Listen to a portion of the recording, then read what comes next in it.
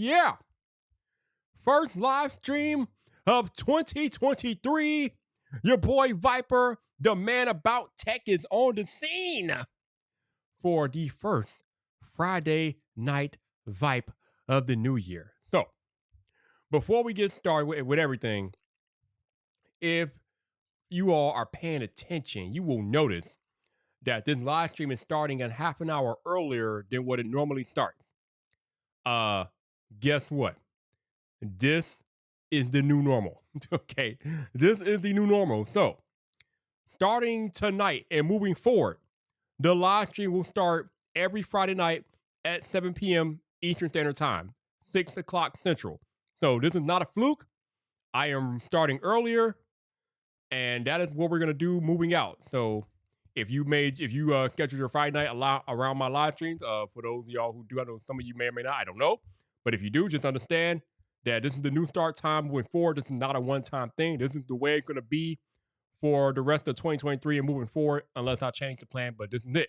This is 6 o'clock Central, 7 p.m. Eastern. It is the new start time. So, with that out the way, I think we got people converging in the chat. I appreciate y'all being here for the first live stream of 2023. So let me go ahead and get this party started, and then we can talk about some stuff. I got a couple of things I got on the docket to talk about tonight. We're probably not going to be here too long, but I got a couple of things I got to discuss or I would like to discuss with you all, and we will see what happens. But current time is 6 o'clock p.m. Central Standard Time, which means you are in the right place. You are on the right YouTube channel, baby. Yes. So, my Friday night Vipe veterans know what's coming.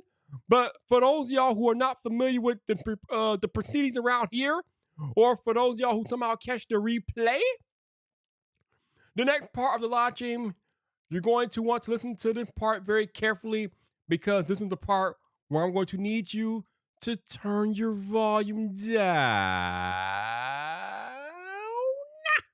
Because if you don't turn your volume down, I will not be held liable for what your neighbor think about you listening to. I said neighbor or neighbors think about you listening to some loud dude on YouTube. That's on you, not on me. That's on you, not on me. Because that is why the disclaimer is in place to warn you to turn your volume down. So don't be blaming Viper. Don't come blaming Viper. I'm gonna be like, yo, I told him, bro. I told him. Now, let's go ahead and get into the intro. Let's do the roll call, and then we will proceed with the festivities and the chit chat tonight. Woo! Oh yeah. First stream of 2023, and we're about to take off just like that. Let me move this up a little bit. Yeah, we're good. We're locked in. We're loaded. Let's go to work. What's up, people? This your boy Viper, the man about tech, and we are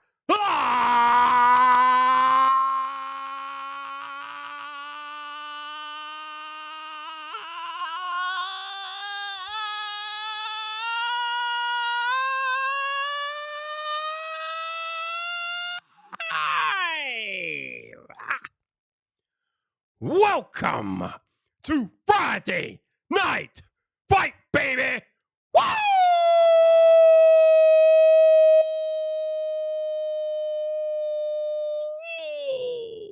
Woo! Oh yeah! It is that day again. We are back. We are live on YouTube. Woo! Oh, that is how you start the new year off correctly. Happy New Year to all of y'all in the audience and the live chat. I appreciate y'all being here. And yes, Apple Watch, I know your boy Viper done turned the decibel level up, but that's what Viper does. Calm down. It's under control, Apple Watch. Calm down. It's under control.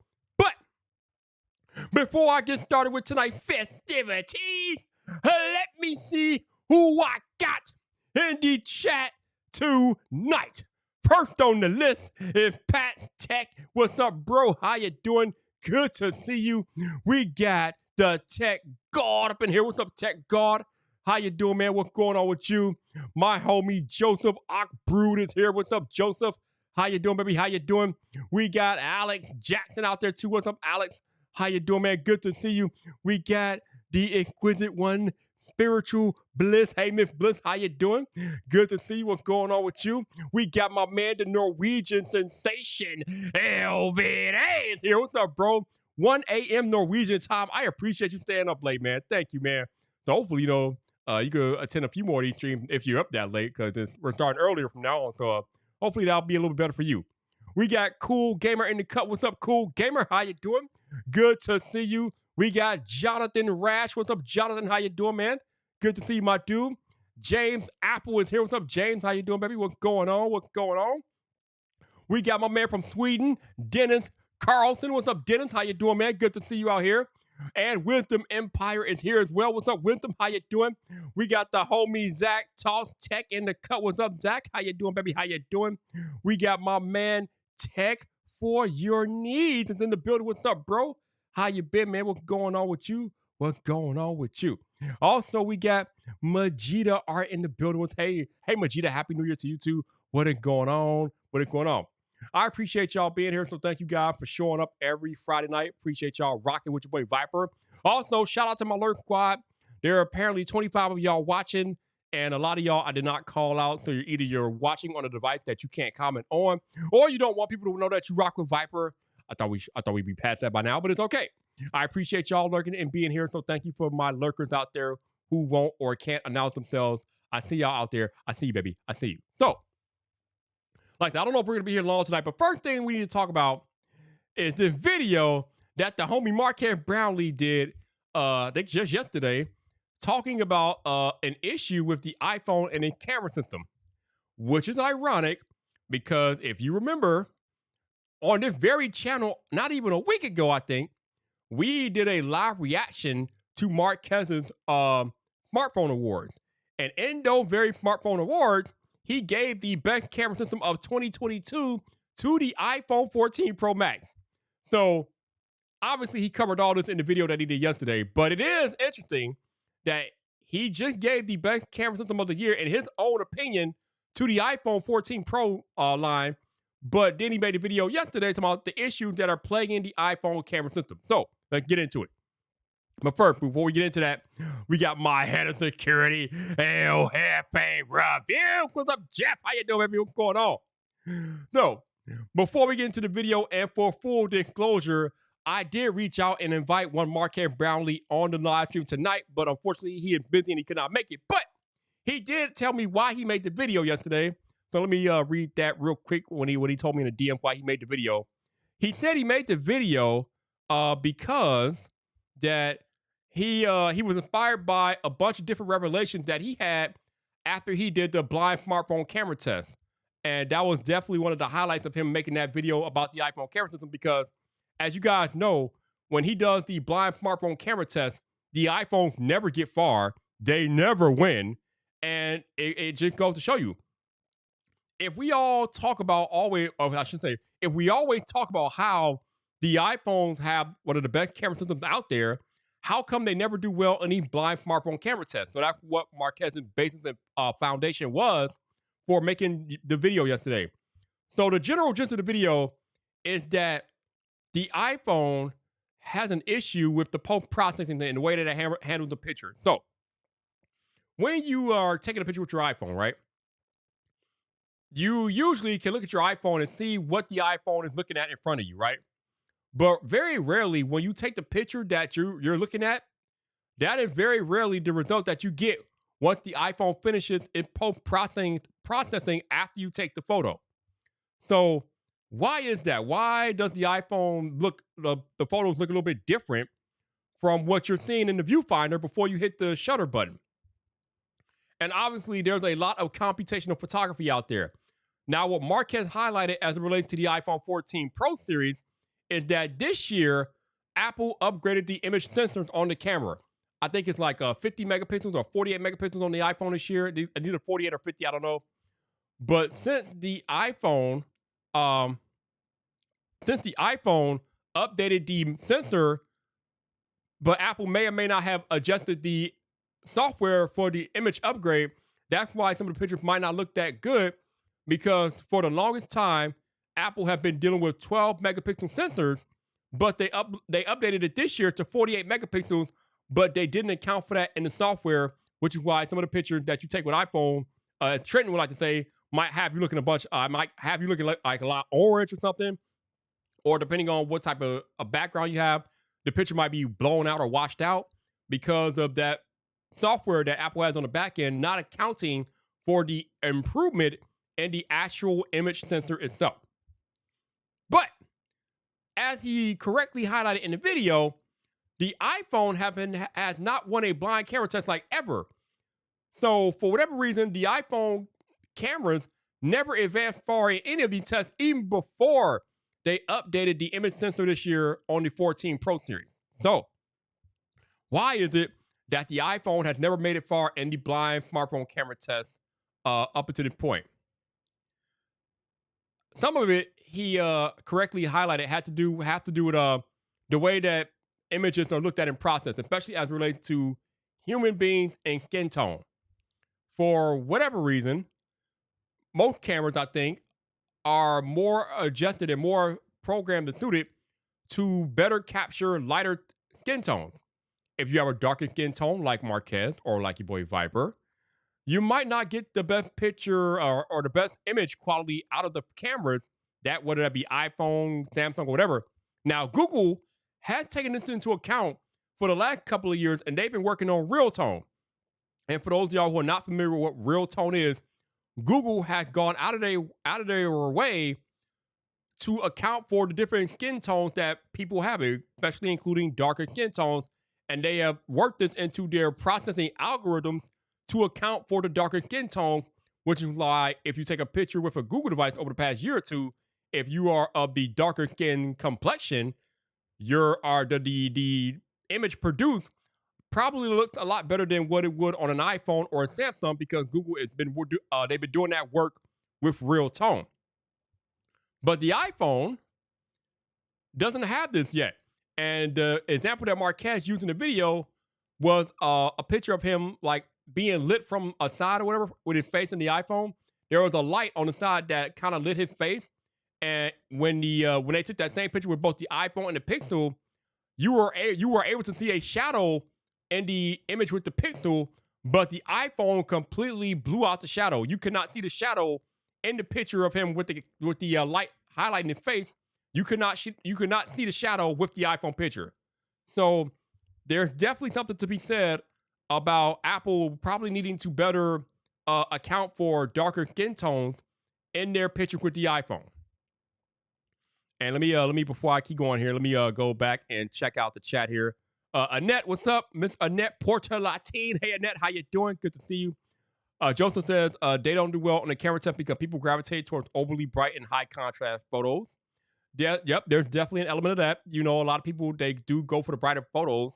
And iPhones, I think the iPhone color science is more natural than bright. So that's probably, Joseph, you're onto something. That's probably a big reason why they don't advance in these tests, because the colors are more natural and true to life. They're not overly vibrant like Samsung or Google. So that is definitely an element to that as well.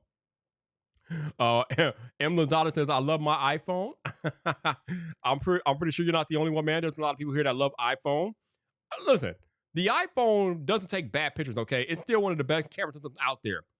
But I definitely think there's an element to the video that he made, and there's definitely something to be said for when we do these blind smartphone camera tests, how the iPhone never really competes.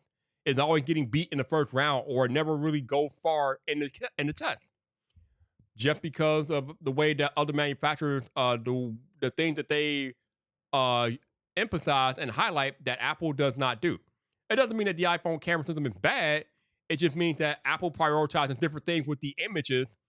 They prioritize different things than what Google does and what Samsung does.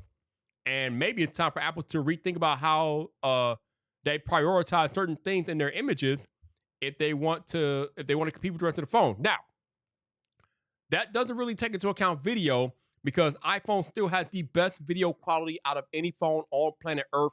Nobody is arguing that. Nobody is going to argue that. It is what it is. Apple is still leading the field in video.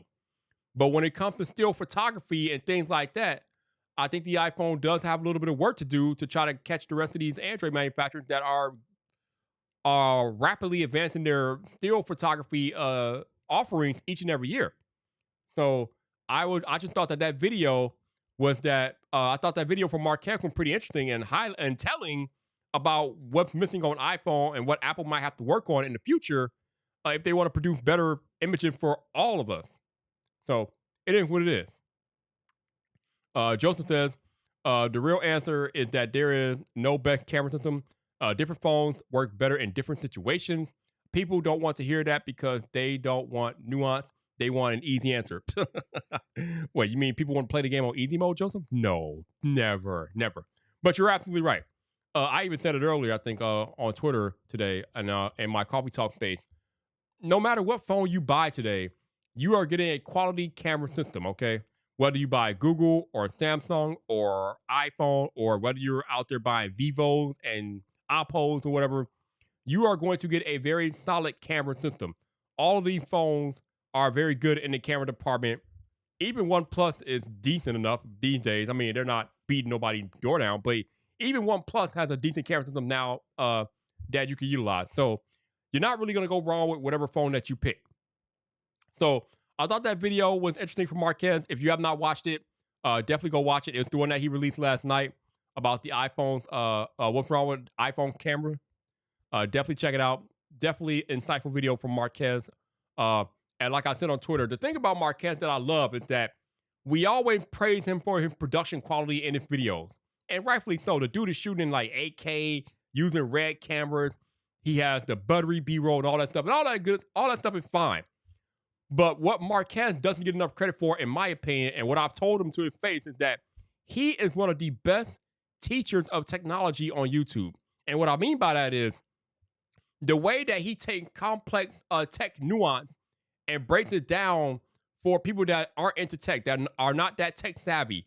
Marquez, the way that he explained what he's looking at and what worked and how the camera system worked today in that video, it's just amazing. The way he broke down how camera systems work and what they do and how they bring like multiple images together and all that stuff.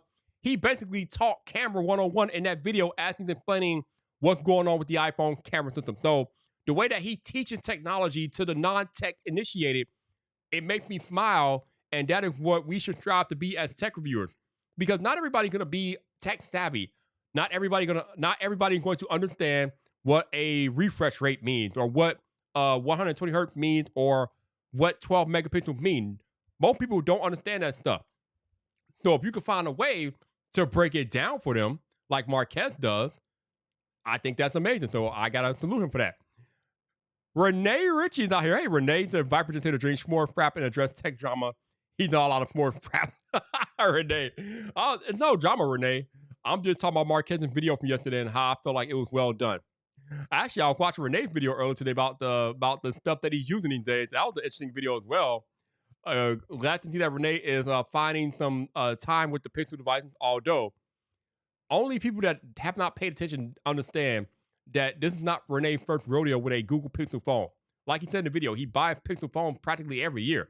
He just doesn't talk about it much because his channel before last year was Apple centric. Now he's doing different things because of the life change that he made. But Renee has always been using Pixel devices, but now they talking about it more in his videos. I thought that was pretty cool. So shout out to Renee. Which brings me to the iPhone and their SKUs. Now, I was talking to Trenton on Coffee Talk this morning about this, but there is some thought out there that there might be too many options that Apple is offering for iPhones today. And I guess a lot of this talk can come up because the iPhone 14 Plus isn't selling well. And, I think a lot of that has to do with the fact that Apple customers, they want the best. I mean, we know that we always used to make fun of the whole Apple tax thing and how we have to pay more for Apple products. And I think a lot of people have gotten used to that. So when they are buying an iPhone, they want the best possible iPhone. And even though the 14 Plus is interestingly situated in the iPhone lineup, it's not the best iPhone, even though it does offer the best battery life of any iPhone for sure. The 14 Plus is not the best iPhone that you could buy. That will be the 14 Pro Max or 14 Pro. And because it's not the best, I just feel like people aren't really gravitating towards it. Kind of like the iPhone mini devices. Yeah, there was a lot of noise from the vocal minority that they wanted smaller iPhone, but when Apple offered their smaller iPhones, they didn't buy them because again, they were part of that vocal minority. So the question becomes, and Renee, I'd love for you to comment on this in the chat if you can. Does Apple have too many iPhone offerings out there? So at this point right now, I think there's the 13 mini is still out there for sale. I think if I'm not mistaken. You got the 14, the 14 Plus, the 14 Pro, Pro Max. You have an iPhone SE out there, and I think that's it as far as I know. So what is that? That's like 6, 7 iPhones out there right now for sale. And I think that at this point in time, given the demand is not what it used to be for iPhone, that might be too many iPhone for Apple. Now, I'm looking at this from a business lens, okay? I know there's a conversation going on among tech pundits and influencers about Apple may or may not having too many iPhones out there, but I'm looking at it purely from an Apple business standpoint. If you offer an iPhone 14 Plus and it is not selling the way that you thought it was going to sell, and it may or may not be losing you money, are you going to continue to offer the 14 Plus in the future?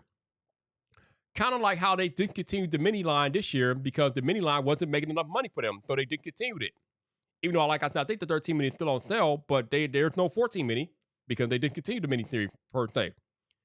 But from a business standpoint, when Apple looked at their bottom line at the end of last year or whatever, whenever their fiscal quarter ends or whatever, do they look at their bottom line and feel like we're not making the money that we should be making with all of these different offerings for iPhone? And I don't know. Now, Trenton made a good point this morning that Apple is just going to adjust however they need to adjust and move on, and they are. Like this year, they discontinued the mini line because it wasn't making them money.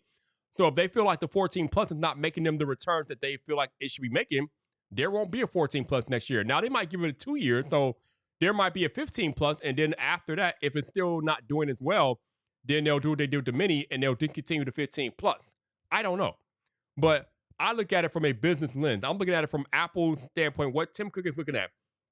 I don't really care about the noise in the tech space about whether or not Apple has too many iPhones. I want to know what Tim Cook is thinking. How does Tim Cook see it? What is he looking at when he sees all these iPhones out there and the money that he's making off of them and the bottom line and the return? Is he making profit? Is he losing money? I don't know. Obviously, we'll never know unless they just flat out discontinue something. But the thing that strikes me is that the iPhone demand is not what it was 8 years ago. And because the iPhone demand isn't there, I don't know if you can justify having all of these different options when the demand is not there. But that's just what I'm thinking. Let me go to the chat and see what you guys are thinking here. Let me, let's see. Yeah, like James says, it's a $100 difference between a 14 Pro, a 14 Plus and a 14 Pro. Yeah, but again, the Apple consumer will pay that if they feel like they can get a better product for that $100. Let's be honest, James. $100 is probably not much to an Apple buyer, okay? Let's be painfully honest, all right? Here's my man Jason, we need him. But let's be painfully honest. $100 is not much to an Apple buyer. It's just not. So if they feel like for that $100 extra they can get a better phone, they're probably going to buy the better phone. That I'm just telling you. That's how I think. I could be wrong, but I don't know. Let's see what we got here. Joseph says, people want iPhones and they want cheap iPhones, but they want cheap big iPhones? I mean, do people want cheap iPhones? I mean, we say we want cheap iPhones, but are the cheap iPhones selling? I mean, I guess the regular iPhone is selling because Apple keeps making them. But I don't know, man. I don't know. It's interesting. So Renee brings up a good point here. Samsung has always had like 8 phones at every quarter inch and every 1/4 inch screen size. Nobody ever talks about how much each one sells. How many? Now you know. Now Renee, you've been around long enough to know how this works, dude. That's because nobody cares as much about Samsung as they do about Apple. Nobody cares about Samsung as much as they care about Apple. For whatever reason, Apple is the lifeblood of tech and the tech space.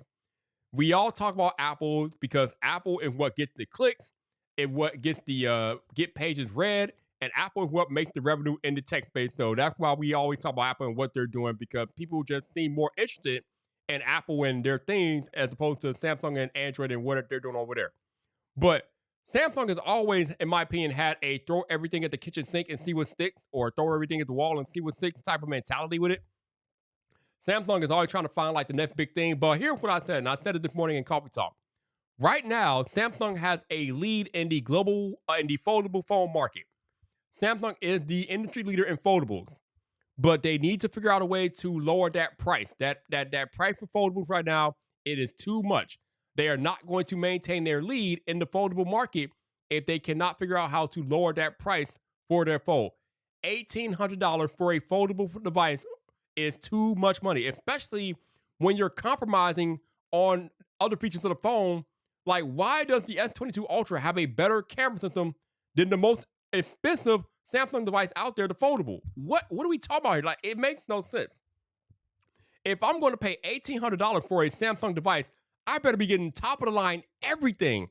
And that's not the case on the Fold 4. I have the Fold 4. I love my Fold 4. The camera system is good, but it's not the best that they can offer because that comes with the S22 Ultra. So for that price point, they need to offer the best of everything in their foldable lineup. Hopefully they'll get there at some point. I don't know. But yeah, Samsung, I mean, Urban Fire, I don't know if I would say they have no competition. They have competition, but it's not really existing here in the US because they have competition from Vivo, they have competition from Oppo. There's not much going on in the way of competition here in the United States, though, although there are rumors that Google is coming out with a Pixel Fold. So whatever you want to read into that, I don't know. So that might be something that they have to worry about. But right now in the US, they have no competition. And even across the world, I feel like Samsung still has a sizable lead in the foldable market. But again, if they don't figure out what is going on and how they can lower the prices of these foldables, they're going to lose that market lead because they're going to be undercut by their competitors, and that's going to be all she wrote. Because some of their competitors are doing the foldable thing a little bit better than them as far as the cover display and different things like that. But we'll see. We shall see.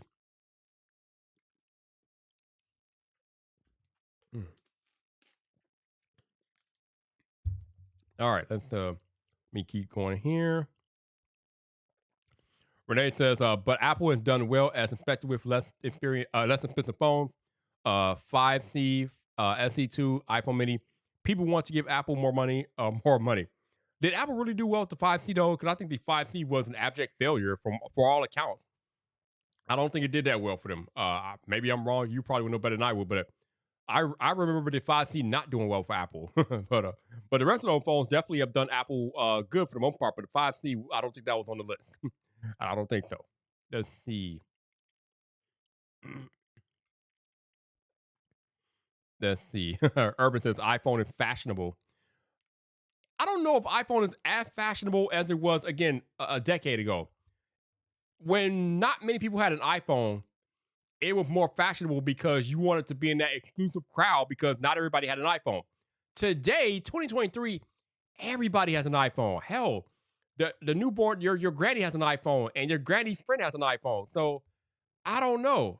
I don't know. I don't know. I don't think the iPhone is the status symbol that it was back in the day.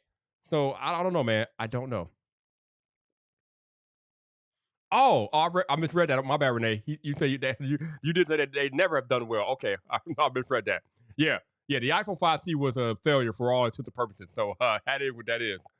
But yeah, like Renee said, with the less expensive iPhone, they haven't really done it well because it goes back to what I said earlier. Apple consumers are ready to spend money.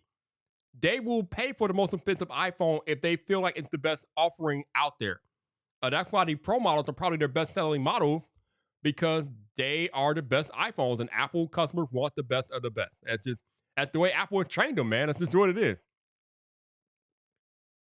All right, MC Lock, what's up, Cat Daddy? Cat Daddy says, how does the sales of iPhone 14 Plus affect the technology of the phone? Affect the technology of the phone. I mean, I don't know. Again, the thing about the 14 Plus is that I feel like it's not selling as well because, again, it doesn't have the top technology in it. You got the 14 Pro and Pro Max out there that have more better technology than the 14 Plus. Remember, With the 14 and 14 Plus, Apple didn't even put the newest chipset in those phones. They're still using the A15. The iPhone 14 Pro and Pro Max are using the A16. So while that's not really a big deal, that goes to highlight the fact that Apple is not giving you its best technological offering with the 14 or the 14 Plus. I don't think many people mind with the 14 because again they know that's the entry level iPhone. But when you get to the 14 Plus or whatever, and you got to pay like that $100 extra for that, and you're not getting the top tier tech, I think people just they just didn't care for it as much. Even though again, the 14 Plus has the best battery life of any iPhone maybe ever, but people just don't care. They want that. They want the best of the best with Apple. So that's where that comes into play. If people feel like they're not getting that from the 14 Plus, and there are better offerings out there, they're like, I don't know about that. So, I mean, the proof is in the sales. It's not selling that well. It is what it is. I think Apple will probably offer it again next year, and then if it continues to not do well, I should say that this year, they'll offer it later this year with the 15 Plus. But if it continues to not do well with the 15 Plus, then they will probably sunset it and just do something else. There's all these rumors about an iPhone 15 Ultra coming this year or something. So that's a whole nother matter entirely. I don't know too much about that, but if that does become a reality, then we'll have to see how that differentiates itself from the Pro and Pro Max. But the Apple iPhone lineup is ever changing, and we'll have to keep a close eye on that moving forward here in 2023. Let's see what else we got up in here. Let me keep scrolling through the comments. Appreciate y'all bringing the chat tonight. So thank you very much for that. Let's see. Here we go. So Demolin 77 said, bring on side loading. So this is a big thing that might be coming to iPhones. Apparently, Apple is looking into enabling side loading on iPhones and iOS because of the regulations of the European Union. I don't really care either way, but what I will tell you is that developers who depend on their app being side loaded are going to be in for a rude awakening. And if you don't believe me, ask Epic Games about that. How did that work out for them on Android? How did that work out for them, right? Because before they were in the Play Store, they existed in an outside app store on Google's side, right? Because they didn't want to pay Google the 30% or whatever the app cut that Google takes to have your apps in the Play Store. So Epic and Fortnite were outside of the Google App Store, but because they were not getting the downloads that they felt like they should be getting, they eventually capitulated and they put Fortnite inside of the Google Play Store. The same thing is going to happen with Apple allowing side loading. Yes, it's nice to have that option as a consumer if they're gonna if that's a thing. That's nice to have that option. But the iPhone has been in existence for 15 years, and for 15 years, we as iPhone customers have never had the option to sideload apps. Just because you suddenly enable that option does not mean people are going to do it. Plus, you got to understand that the iPhone is known for security. And when you go outside of the App Store to sideload, you are putting that security potentially at risk. And if people understand that, they're not going to do that.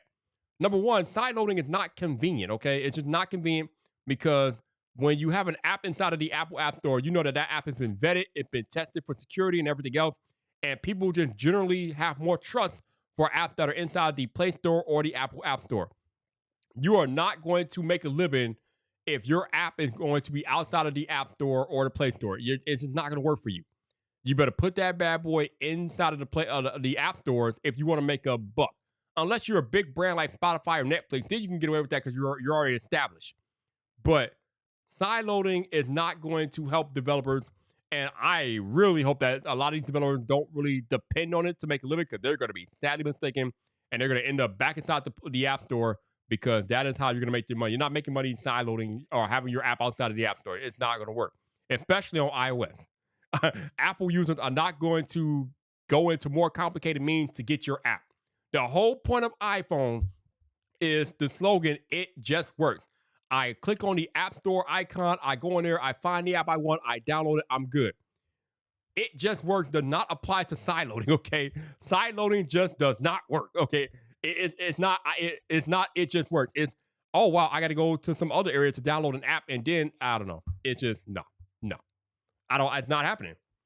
Again, but for the hardcore tech nerds that are into that, hey, more power to you. You will have fun with that. But for the a regular, average, everyday consumer of Apple products, they're not sideloading the damn thing. It's not happening. Okay, let me keep scrolling here.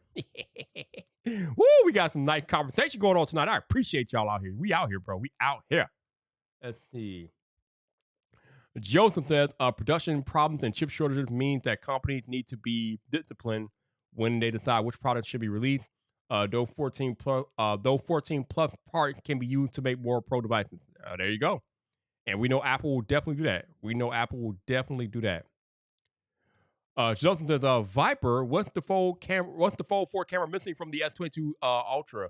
Missing that 100 times zoom, and it doesn't have I think does it have a 50? I think it has the 50 megapixel sensor, but yeah, it's definitely missing that space zoom, and I think that I don't know, I think that might be it. But yeah, and again, we're still not getting the absolute best camera offering though, but it does have a lot of the stuff from the F22 Plus, so at least it has that going for it for sure. Let's see. Let me keep scrolling down here. Okay. All right. Let's see. Tech God said the 5C was a failure because it was $100 away from the 5S, and it was worse than that in every way, especially when it came to performance. Again, that goes back to what I said earlier. Apple customers will pay the extra money for the better product. That's just the way they work. That's the way we work. I should say that's the way we work, yo. That's the way we work. It is what it is, man. It is what it is. All right. Hey, Gwendolyn G is in the building. Hey, Gwendolyn, how you doing? Good to see you. Happy New Year to you. Hopefully you're doing well. I appreciate you dropping in for a little Friday night vibe. So thank you for that.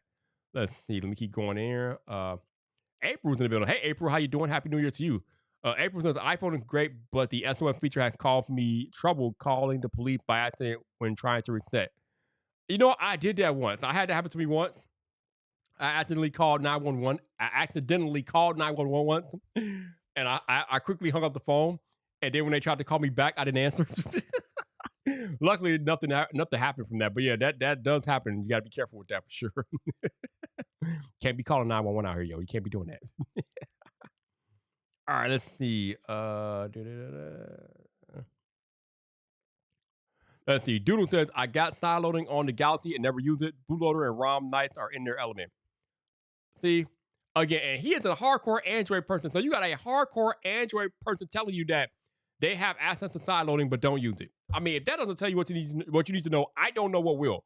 When you got a hardcore Android user telling you that they don't side load and they have the option to do that, what else do I need to say? I need to say nothing else. I think much of this noise about side loading is to do about nothing. It's not gonna be mainstream. It's not gonna make or break developers. It is what it is at this point. It's just for the hardcore nerds at this point. I guess I don't know, whatever. Crazy. Let's see. All right, Janosa says it's the option of side loading that matters, not the number of people who are going to do it. I mean, I get, but again, but what does it matter if no one's going to use it? Like, why even go through all this trouble if we know that nobody's going to side load? What's the point? Like, I mean, because when you change a law or something like that, usually when you're making changes like this, it has to do with money. Money is usually at the root of this stuff, right? So if we are talking about side loading as a function of making more money, you're not going to make more money because the option of side load exists. It's just not going to happen, especially on iOS. You are not, as an iOS developer, you are not going to make more money because your app can be side loaded. You're not. You actually might lose money at that point, okay? So if we break it down to a dollars and cents type of thing, side loading or having your app have the ability to be side loaded is not going to make you more money on iOS. It's just not. So my thing is, what's the point? I don't understand. What is the end goal? Just to have it as an option? I mean, I guess. But how does having it as an option make developers money? Because that's what we're talking about here. Developers want to make more money. They want to sidestep Apple's 30% cut. Okay. If you sidestep Apple's 30% cut by having your app outside of the App Store, you are handicapped. You're like cutting off your nose to spite your face.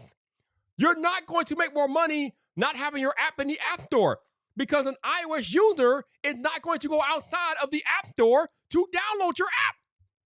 They have been trained for over a decade that if they want an app, they're going to go inside the App Store and download it and it's going to be deemed safe and trustworthy. And that's how we've been doing it since the beginning of iPhone.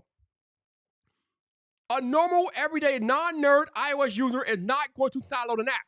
So again, having the option is fine, but if these developers are out here thinking that they're going to make more money from having that option to download on iOS, I got a bridge that I want to sell you, right? I got water by the river I want to sell you. If these iOS developers think they're going to make more money by sideloading or having that as an option, I got some water by the river I want to sell them. Here, take this water by the river. It's $10. Take it. Buy it from me, please. Okay? Buy it from me. I got water by the river I will sell you. You're not going to make more money by having your app be able to sideload. It's not happening. Sorry, it's just the reality. It is what it is. Let's see. Let me keep going here. Joseph says, I'm telling you right now, I'm not looking to manage multiple app store payment methods. If you want my money, make it easy. Ain't nobody got time for that. Exactly. Right. Exactly, Joseph. Nobody's going to jump through hoops to pay people. You got to make that as easy as possible. And on iPhone for eons, we click on the App Store icon, we go into the App Store, we get the app we want, and boom, it's on our phone. Nobody's going to circumvent that to download an app unless you're a hardcore nerd. So we're fighting and trying to put the regulation in place to have sideloading a thing, but it's not going to be a money maker. It's not going to be a money maker. Genosins, again, you could say Twitter, but Twitter is already an established brand, and they can get away with that kind of. But even with Twitter, I wonder how many people are going to go buy Twitter Blue off the web or whatever. The other thing is that Twitter is a free app to use. You don't have to buy Twitter Blue. That's an add-on. My point is, if these developers that have paid apps or whatever want to make money from sideloading, they're not going to do it if they're a paid app. You're going to have to get inside of the app store like everybody else. You're not going to be able to live as a paid app living on sideloading. It's not going to work. But again, if you're a Netflix or a Spotify or a Twitter, then yes, you can have some success with the whole sideloading thing if you want to do that, because you're an established brand. People already have used Spotify and Twitter and things like that. So they've come to expect that app in their life. So Twitter or Spotify or Netflix can get away with the whole sideloading and going around Apple's App Store stuff. But these developers, most of these developers that we don't know who the hell they are or what they're peddling, they're not going to be able to get away with what Twitter is and Spotify is. It ain't happening, bro. It's not happening. All right, let me go back here.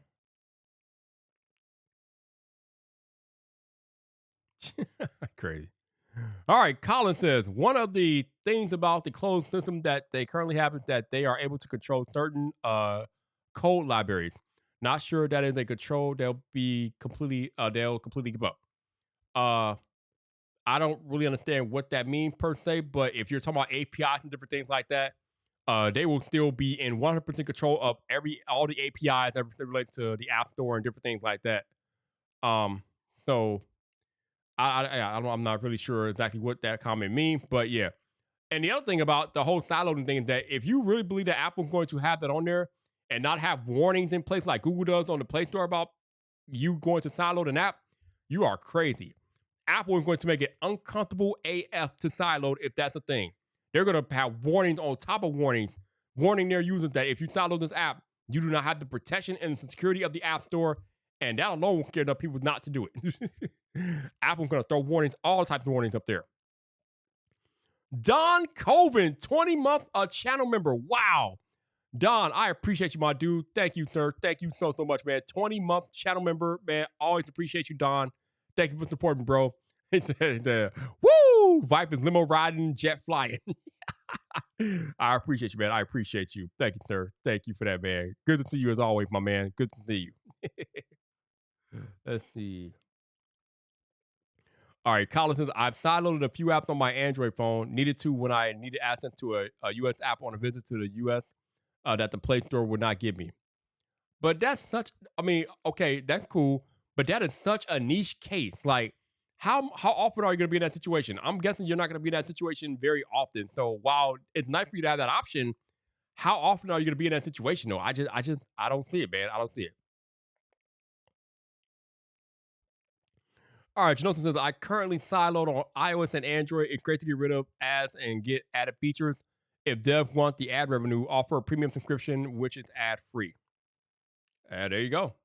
And Jonathan, you are a nerd. So you of course you sideload. You're a nerd, but there are a lot less of you than regular people out there, Jonathan. But again, if we're talking about options and different things like that, then I mean, cool. You're gonna have the option to sideload. Okay.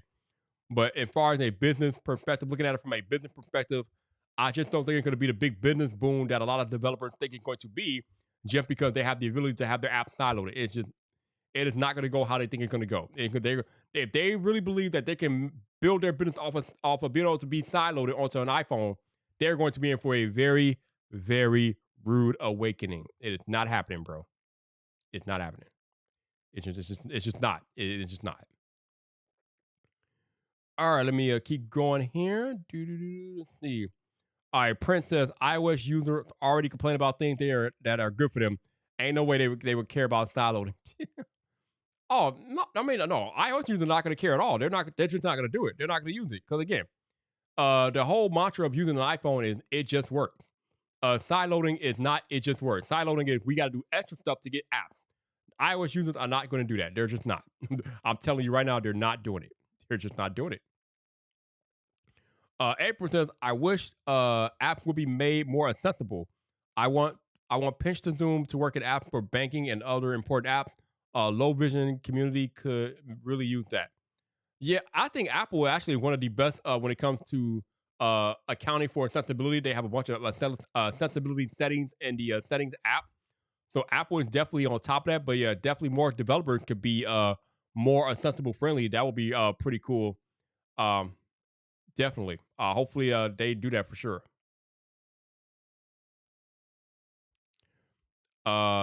James said, Viper, your show is going to get another season. When of course it's going to need another season. Are you kidding me? That is literally probably the best show Netflix has ever released. Of course there were going to be a season 2. Absolutely. No surprise at all. BG Tech, like, what's up, bro? BG says it's been a tough year for Apple. Dynamic Island, not so dynamic. Oh my God. bruh. Whew. There's no easy way to say this, but let me just say it. The Dynamic Island is probably the most overrated thing that Apple has ever hyped up. Period. It's overrated. It's nice, but it's so overrated, and I just forget about it. I forgot about it till you mentioned it. It's just an eyesore. Like we got this little pill cut out there. We're gonna try to make it dynamic, bro. No, it's overrated, bro. It's overrated. Stop it. Oh boy, yeah. Oh, Dynamic Island, yeah, not so dynamic. I agree with you. It's overrated.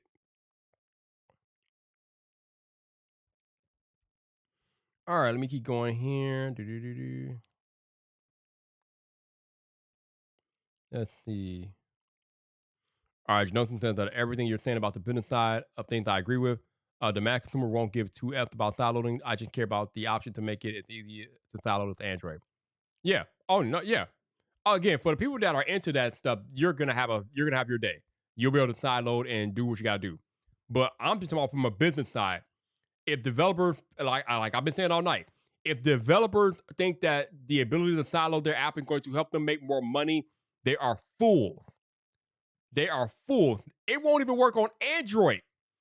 The ability to sideload on Android will not make you more money as a developer.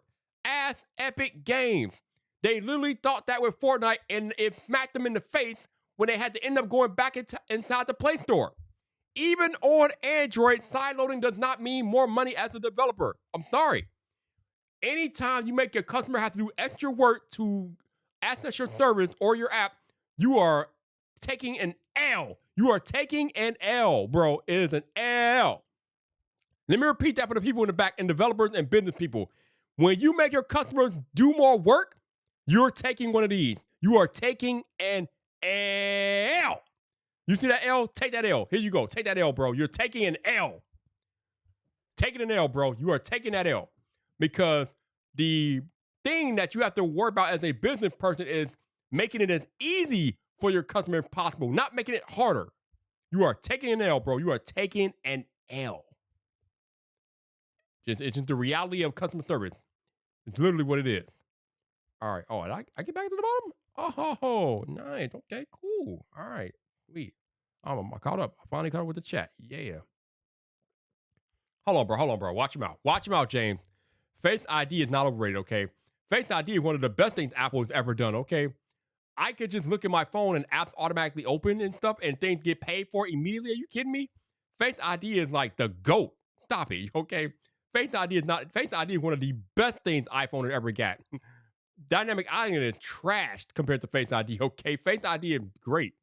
Get out of here, man. Get out of here with that nonsense. Face ID. How you gonna say Face ID overrated? Bro, you better stop playing, bro. Stop playing, James. Stop it. You out of line for that one. You should be putting time out, bro. You should be putting time out for that.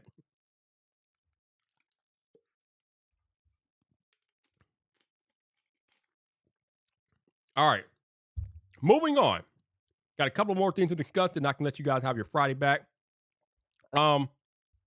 Next on the list. Oh, I wanted to talk about the Tesla and the supercharger network. So, one of the biggest advantages that Tesla enjoys as being like the leading manufacturer of EVs is their supercharger network. And for those of y'all who are not familiar, I mean, Tesla has, especially in the US, they have the best supercharger network on planet Earth in the US, which means they basically essentially have a bunch of gas stations, but they're not gas stations, they're charging areas all across the country where you can recharge your electric vehicle.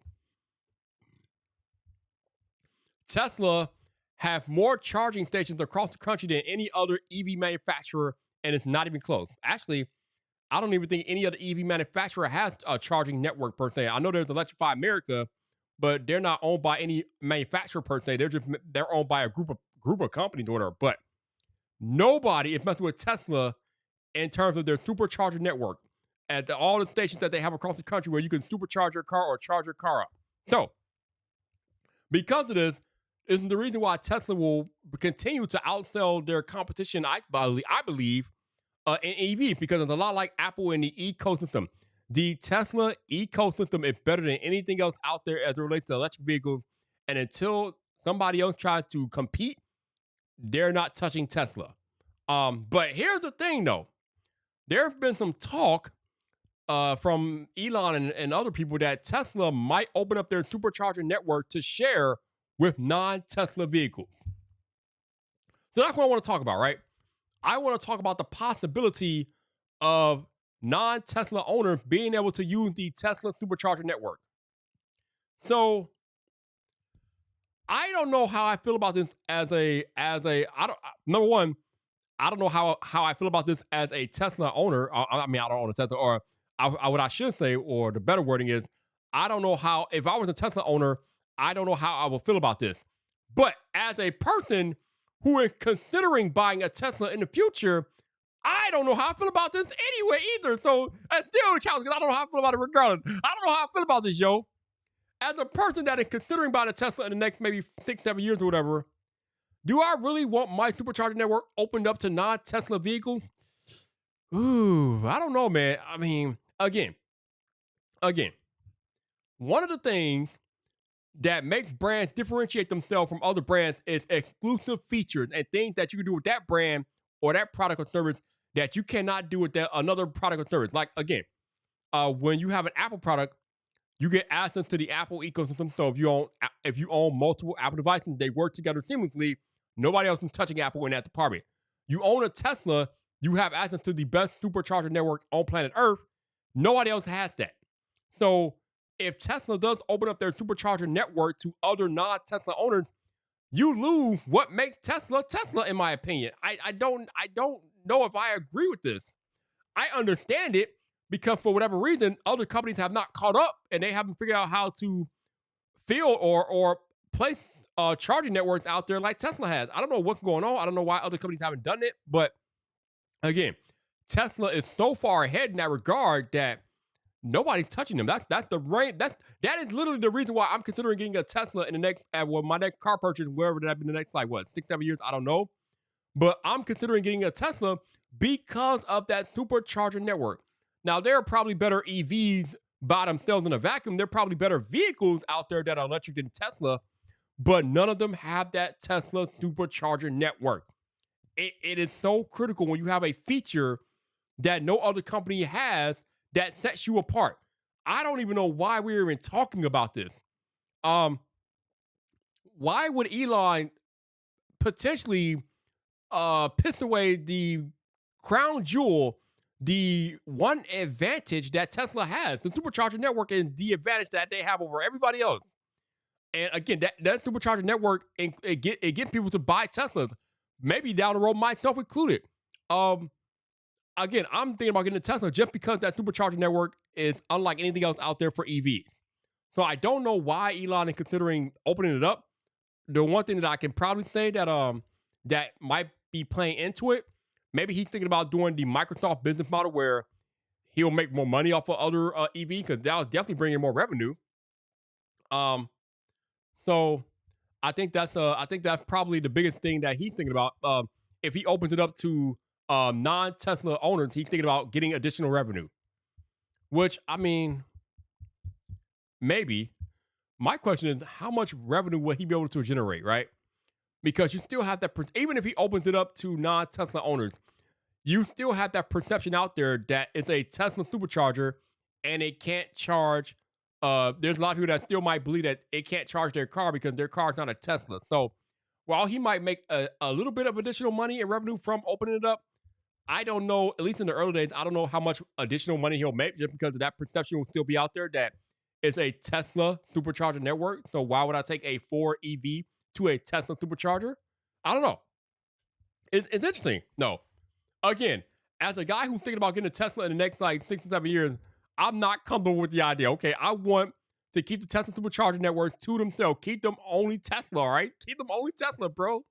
Like, can you imagine, like, there are, like, I'm already hearing stories about how Tesla supercharger networks or supercharger stations are overcrowded now. Can you imagine the carnage and the chaos if they open them up to non-Tesla owners? Oh, bro. Oh, my Lord. Woo! I don't know, yo. I don't know, man. I don't know. Let's go back to the chat, yo. Let's go back to the chat. Let's see what we got here. We got me. Keep scrolling down here. Don't sell yourself short, Vibe. You got a Tesla hoodie. I got the hood. I got the hoodie, but I got the truck though. I ain't got the car though, but I got the hoodie though. Oh yeah. Let's see. James said, what? I can charge my Mustang Mach-E with a Tesla supercharger? Hold my liquor. No, not yet. Not yet. You can't yet. But they are talking about it, and they've been brought up in discussion that Elon is thinking about it. But we don't know if he's going to do it or not, but he's been thinking about it. So it's not a thing yet. So calm down, bro. Calm down. Oh, man. Let's see. Let me keep going here. James said Tesla is making revenue for charging on the network. They literally do it in the EU because they use CCS2 charger, which every EV uses. Okay, I did not know that. I appreciate that. Jeff said money would be my guess. Yeah, I think that too. I think it's a big money thing. Because we all know the Tesla stocks are hurting right now because Elon and his craziness. He's kind of killing the Tesla stock, so I guess that might be a way for him to recoup some of that money. But we'll see. I don't know. Like I said, as number one, as a Tesla owner, I would be ugh. And as a potential Tesla owner down the line, I'm like, ugh. I don't know, bro. I don't know. I guess we'll have to wait and see how it plays out. But as a guy who's thinking about getting a Tesla, one of the main reasons why I'm thinking about getting a Tesla is because of that supercharger network. But if you open it up to not Tesla, then why do I need a Tesla?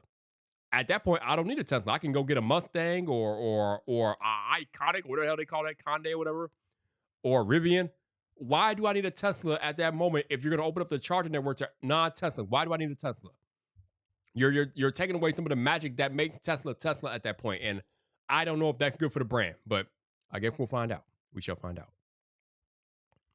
Let's see. Don says because he gets money from all EVs. I drive by a lot of supercharger stations that are mostly empty. Okay, all right. Yeah, again, I think it's a money thing too, but still, I don't think it's gonna happen right away though. I don't think it's gonna happen right away. All right, let's keep going here. Elvis says Tesla is now the company that's getting the most complaint from buyers, users here in Norway, and Norwegians do buy a lot of EVs. I mean, Tesla's getting a lot of complaints here in the U.S. too because of the build quality, bro. Their build quality is not up to par with the other car manufacturers. So I don't know, man. Hopefully they can get that together. Not to mention the fact that the price of Teslas have gone way up because of inflation. So that's a whole nother thing. Ooh, wow. It's crazy out here, crazy. All right, Colin says, check out what Tesla did. Tesla opened its proprietary charging port and connector schematic for all EV makers and charging networks to employ at will. Yeah, yeah. Like I said, as a guy who's thinking about buying a Tesla, I don't know how I feel about that, bro. I don't know, but we'll see. We shall see. Don says, think like an airline. Chargers that aren't plugged into a car aren't making money. Don with the hard hitting facts out here, Don. Whoo, okay, all right, Don. I see you, Don. I got you, Don. I got you. That was up. That was up. All right. James says Elon is charging for a dongle for Tesla to TTS dongle that can use for Tesla superchargers. Hey, however he can make money off of that, he should, because he was the one who came up with the idea. He's the one who is leading the league in EV development, so he should make whatever money he can make off of that. That's his baby, so he should be able to make that money. Absolutely, I have no problem with that. I have no problem with him making that money. Make your money, dog. Make your money. Joseph is waiting for a Tesla to allow you to charge your car via USB Type C. Lord have mercy. Please no. God, please no. Please no. Joseph says it's going to take a long time for America to get charging networks sorted out. The regulations are all over the place, state by state. Sounds like everything in America, Joseph. Sounds like everything in America, my dudes. Boy. Oh, man. Let's see. My man El Jefe says, imagine Chevy having Chevy-only gas stations. If anything, we need more gas stations to start adopting EV charging to further strengthen the overall charging infrastructure for everyone. So you're saying that you want a gas station to adopt charging stations? Really? That would be something. That would be something if the existing gas stations that we have out there start adopting EV charging ports. That would be that. Damn, that's actually pretty brilliant, Jeff. I wonder if any of them are willing to do that. But that's like a whole infrastructure change, and I don't know if that could even be a thing with the infrastructure would have to change the way it would have to change for them to adopt petroleum and charging at the gas station. But if they could do that, though, Jeff, that's a $1 billion. That's a $1 million idea. I don't know if it's a $1 billion idea, but that's like a potential $1 million idea. Hell, it could probably grow into a $1 billion idea. You could call it a hybrid gas station. You can charge your electric car or your gas car at the gas station. Yeah, man. Oh, there's already out there. Oh, really? Oh, okay. So gas station already out here doing that. Wow. Okay. Damn. I was not aware. Sonny Dixon, what's up, bro? How you doing, sir? Good to see you, man. Happy New Year, Sonny. We're talking about Tesla and EV right now, Sonny. We're talking about the possibility of Tesla opening up their supercharger network to non-Teslas. And I'm like, as a guy who's thinking about getting a Tesla, I don't know if I'm that comfortable with it, but I understand why it's a thing.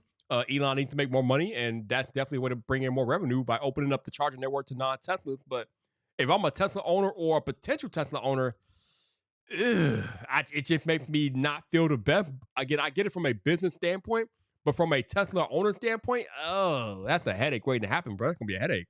I don't know, man. I don't know. He said, don't buy a Tesla, buy a Kia EV6. All right. Okay, that's interesting. All right, let's see what we got here. Let's see. Let me keep going down here. Let's see. I'll wait for somebody to say this. I'll wait for that. I'm aware, Joseph. I'm aware. I got you. I'll wait for that, though. I'll wait for that comment. All right, let's see. Yeah, just the stations are already there and in place. Some have already added charger, but we need more adoption. Yeah. That would be interesting. That would definitely be interesting. If more gas stations were to adopt having a hybrid setup, though, that would be cool.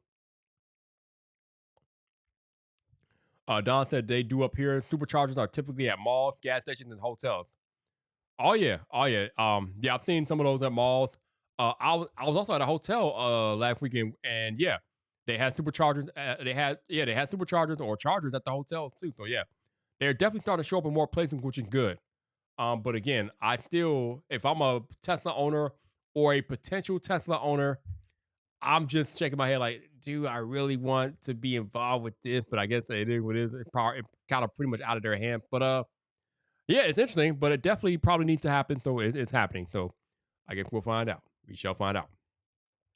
All right. So the last thing I want to talk about before I let you all go tonight is I don't know how many of you all are into sports, but if you are into sports and you were watching the football game on Monday night, you know that unfortunately one of the football players on the Buffalo Bills football team suffered a cardiac incident, and he had to be sent to the hospital, and they had to cancel the game because of it.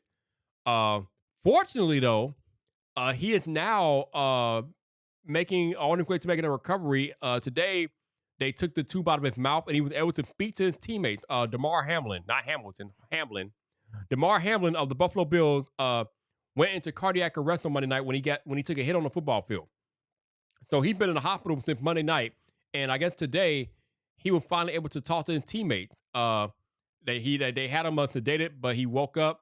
He's neurologically intact, and he was able to talk to his teammates today. So that I think that's amazing. I think that's amazing that they were able to like bring him back to life because he literally died on Monday night. He died, and they brought him back to life, which is kind of crazy. So I'm so happy that he is going to be able to make a recovery. Now, will he make a full recovery? Still too early to tell, but his brain is intact. He asked, like Sonny said, he asked who won the game, which is kind of cool. And he was able to FaceTime his teammates today, so that was pretty awesome. And now he's on his way to making a full recovery. The other thing that came out of this, even though he had the unfortunate circumstance of getting taking that hit, was that his foundation put on a toy drive. And ever since he went into the hospital on Monday night, his foundation has raised over $8 million for his toy drive, or that toy drive, yo. I think that is incredible that his foundation has raised $8 million.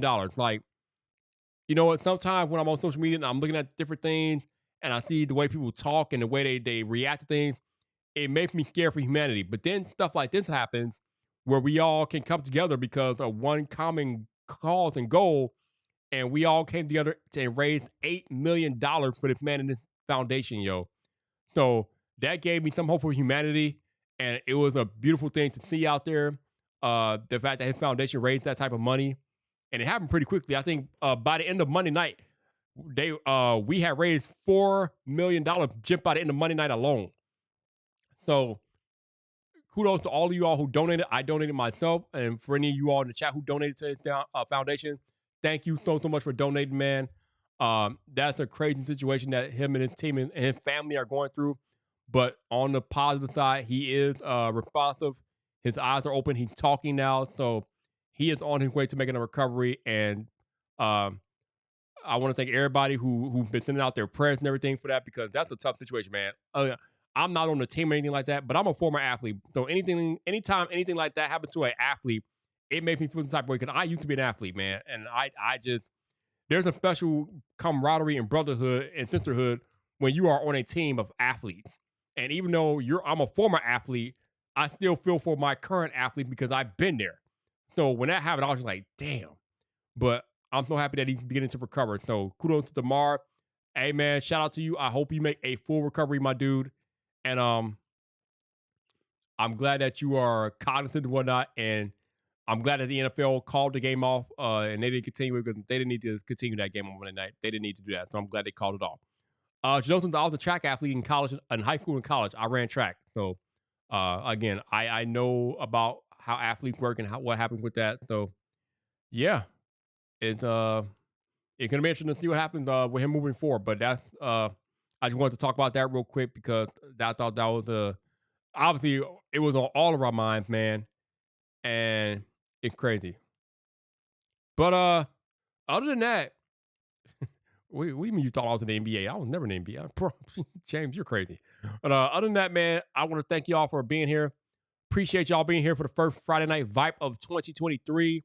I hope you all enjoy your weekend. We'll be back next Friday night at 7 p.m. Eastern. Again, the start time is the start time going forward. We will no longer be starting at 7:30 Eastern. We'll be starting at 7 p.m. Eastern. BG, I'm using Ecamm Live, my dude. So I'm using Ecamm Live. I'm currently shooting at 1440, or I'm streaming, excuse me, at 1440p. So right now I'm streaming at 1440p. That's what it should be showing up on your end. And I'm using Ecamm Live because StreamYard capped out at 1080p. So looking at Ecamm, it's legit. That's what I'm using. And that is what's going on here right now on Vibe Live. But until next Friday night, hope you all take care. Have a lovely weekend. Have a happy new year. And your boy Viper will be back next week. Peace.